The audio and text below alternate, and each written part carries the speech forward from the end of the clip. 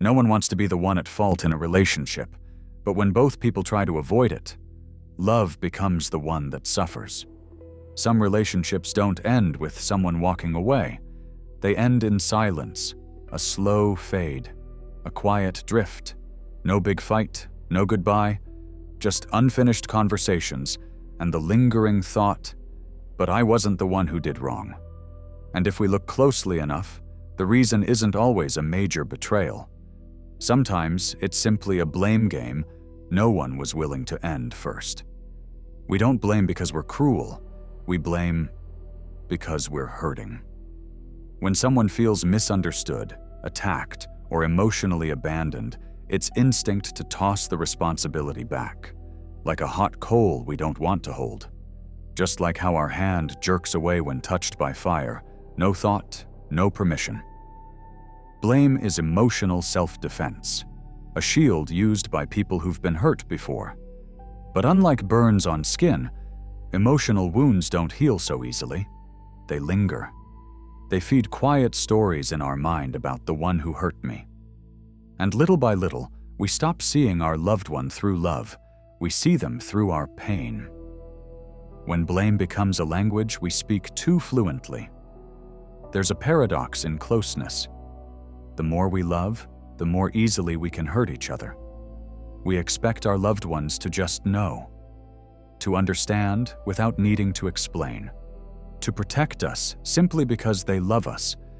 So when they fall short, instead of saying, "That hurt me," "I feel alone. I needed you and you weren't there," we say, "You always do this. I can't believe you're that careless. I knew it. You'd disappoint me eventually." Just a few changed words, and loving communication becomes a weapon. A vulnerable moment turns into a courtroom. The person we love becomes the one we're trying to prove guilty. No yelling required. Just a cold glance, a sarcastic remark, and the warmth we built between us starts to break. The scariest part of a relationship isn't the loud fight. It's the quiet ones, the unspoken battles repeated so often that one day, no one tries to fix anything anymore. The one who blames feels they're the only one trying. Their pain is invisible. They're stuck with someone who refuses to change. The one being blamed feels they're always wrong, even when they do nothing. Speaking up only makes things worse. They'll never be good enough, so silence is safer. Every round of blame becomes another brick in the wall between them.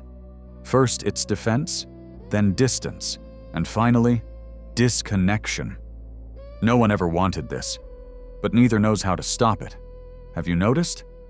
We blame most harshly the people we once trusted the most, because we expected more, because we believed they wouldn't hurt us, because we thought, if anyone would understand me, surely it's them. So when they let us down, even just a little, it feels like betrayal, even if we never say it aloud. The pain of being hurt by someone close cuts deeper than a stranger ever could. And each time they do something wrong, or even seem wrong, our reaction grows sharper. We pile stories onto their actions. You're not honest. You only care about yourself.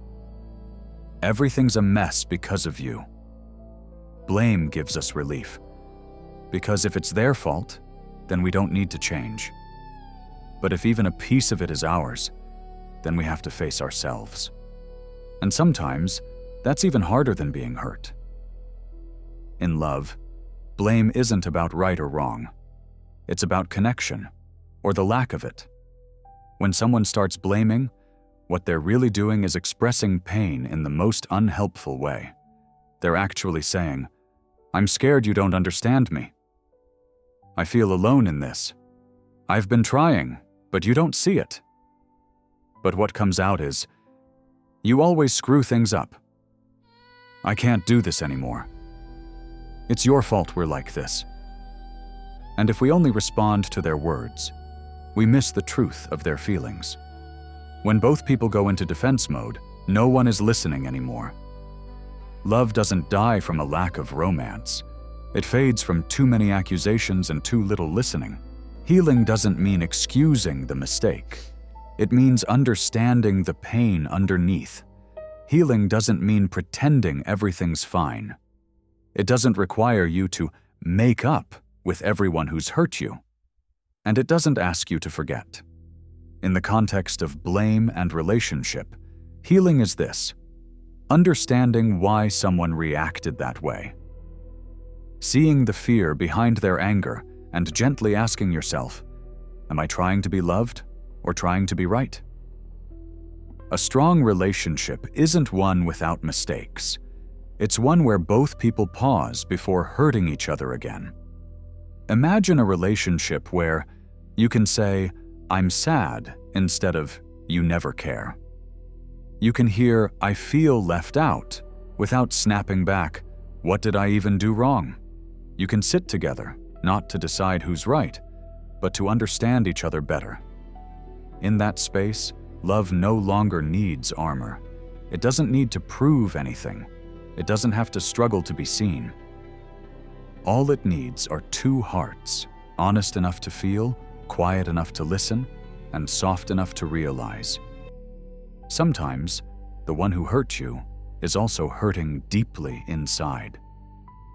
If you're in a relationship, romantic, family, friendship, and you feel yourselves stuck in a cycle of blame, pause, not to surrender, but to listen again. Listen to them and to yourself. You don't need to win this story. You just need to make sure you don't lose each other over things that were never really understood. Sometimes, all a relationship needs to begin healing is one person willing to sit down, lay down the accusations, and say, I'm hurting. Are you too? If this piece spoke to something inside you, use it however you need. Share it with someone you feel distant from, or simply return to it whenever you find yourself on the verge of blaming someone. And forget for a moment that they're human too.